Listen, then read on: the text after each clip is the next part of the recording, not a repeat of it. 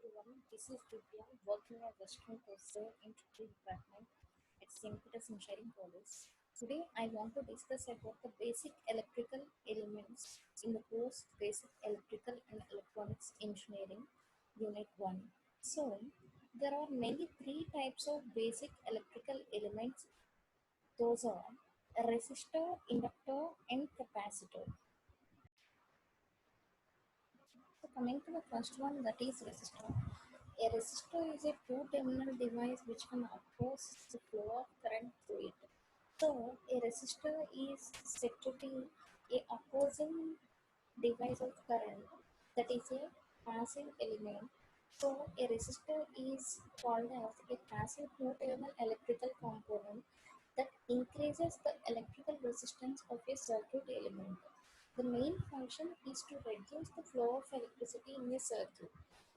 So, in electronic circuit, resistors are used to reduce the current flow, adjust the signal level, and to avoid the voltages biasing active elements and terminals transmission lines, among the others.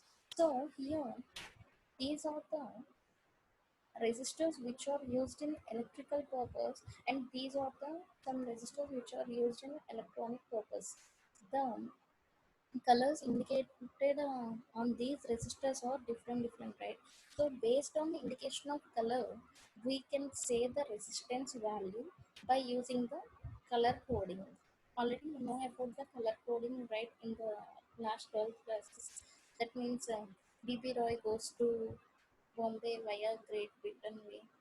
BB Roy goes to Bombay via Great Britain. So like that some saying is there. By using that color coding, we can say the resistance value.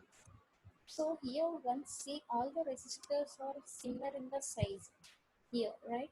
But the resistance values are different depending on the color bands on those resistors. So these are some practical electrical elements which you are using. And next coming to the capacitor. Basically, a capacitor consists two parallel plates separated by an insulating material. So, it is used to store the electrical charge between the two plates.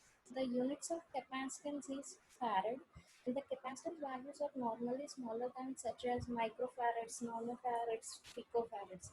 Microfarad is nothing but 10 power minus 6. Nano is 10 power minus 9, pico is 10 power minus 12. So, previously I forgot to say that the resistance unit is ohm. So, it is indicated as ohm. When you are writing, you have to represent the word as OHM.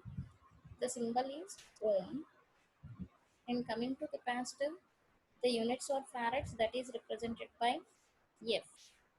And next, these are the basic capacitor construction. Here it exists two plates are separated by a dielectric material. So the dielectric material is an insulator or therefore no current flows through the capacitor. In capacitor, the energy stores in the form of electrostatic field. So the capacitor can be defined as it is a two-terminal device which can stores energy in the form of a electrostatic field. So storing a charge between the plates, electrons on left plate are attracted toward the positive terminal of the voltage source. So this leaves an excess of positively charged holes. The electrons are pushed towards the right plate. Excess electrons leave a negative charge plate so that it can store energy. And these are some practical capacitors used in the practices experiments. So the types of capacitors are the dielectric material determines the type of the capacitor. Common type of capacitors mainly which we use are mica, ceramic and plastic film. So these are the some capacitors polarized. They can only be connected one way around. These capacitors mainly used in the labs when you are doing the experiments, right? Electrolytic capacitors are polarized. These are the capacitor symbols you can see. This is the fixed capacitor. The first one is, second one is the polarized capacitor, and the third one is the variable capacitor.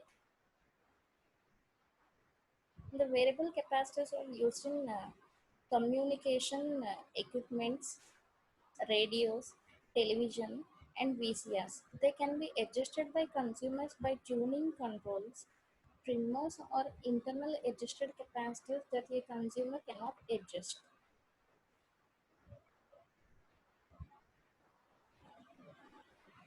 And coming to the inductor, an inductor is about as simple as a electronic component can get it. So it is simply a coil of wire. It turns out. However, that a coil of wire can do some very interesting things because of the magnetic properties of a coil. For example, if I take any conductor, if I twist it, then it looks like a coil, right? If I place that coil on a particular material, then it becomes an inductor. Inductor stores energy in the form of a magnetic field, and its units are henries. It is represented by H. So the inductor can be defined as that is a two-terminal device which can store energy in the form of a electromagnetic field. So inductor is opposite of capacitor. The capacity of an inductor to store magnetic energy is called inductance. Michael Faraday discovered the unit of capacitance, that is Faraday. Joseph Henry discovered the inductance. So, according to his name, the name came as Henry. So, H is named after him. So, inductance can be represented, that means the units are henries and it is represented with H. So this is about the basic electrical elements, RLC. Thank you.